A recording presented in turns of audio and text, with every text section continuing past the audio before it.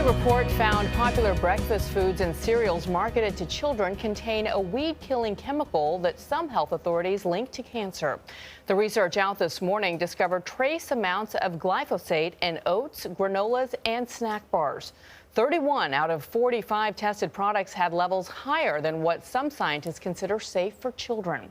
Anna Werner's here with what these findings mean. Anna, good morning. Good morning. Glyphosate is the most widely used herbicide in the country, but some scientists, doctors, and activists want it kept out of your food due to concerns that it might cause cancer. Now, one environmental group finds it may have made its way to your breakfast table. We're very concerned that consumers are eating more glyphosate than they know. Scott Faber has been working to improve food safety standards for more than a decade. He says the team at the nonprofit Environmental Working Group, or EWG, had a lab test 45 samples of products made with conventionally grown oats and found glyphosate, the active ingredient in the Monsanto weed killer Roundup, in all but 2. I was shocked. Dr. Jennifer Lowry heads the Council on Environmental Health for the American Academy of Pediatrics. We don't know a lot about the effects of glyphosate on children, and essentially we're just throwing it at them. EWG used its own, more stringent standards to conclude that products with excessive levels of the herbicide included Quaker old-fashioned oats, Cheerios, Quaker dinosaur egg instant oats, Great Value instant oats, and Back to Nature classic granola. Glyphosate was even found in a few organic products, though most had non-detectable levels. The World Health Organization says glyphosate is a probable carcinogen. The state of California lists it as a chemical known to the state to cause cancer. Monsanto disputes that, saying in a statement glyphosate does not cause cancer and has a more than 40-year history of safe use.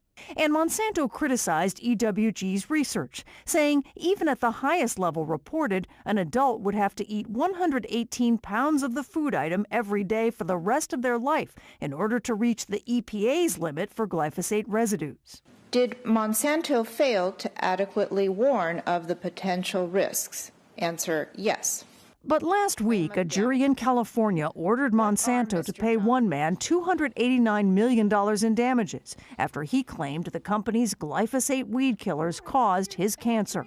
And EWG's Faber is skeptical of EPA's glyphosate limits. We don't think it does enough in particular to protect children. It is time now for them to step up and do their jobs to ban glyphosate. Zen Honeycutt heads Moms Across America, a group formed to raise awareness about toxic exposures. Her family switched to an organic-only diet after her 3 sons developed allergies and other health problems. We want to trust that what is in the grocery store is safe. And the shocking reality is that in many cases it's not.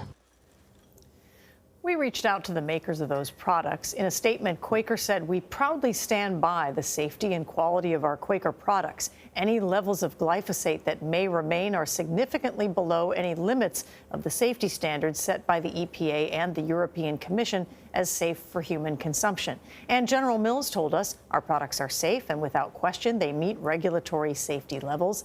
The EPA has researched this issue and has set rules that we follow. Yeah, so I didn't see Honey Nut Cheerios or Frosted Flakes on the list, but what should you do? Should you be looking at your cereal boxes?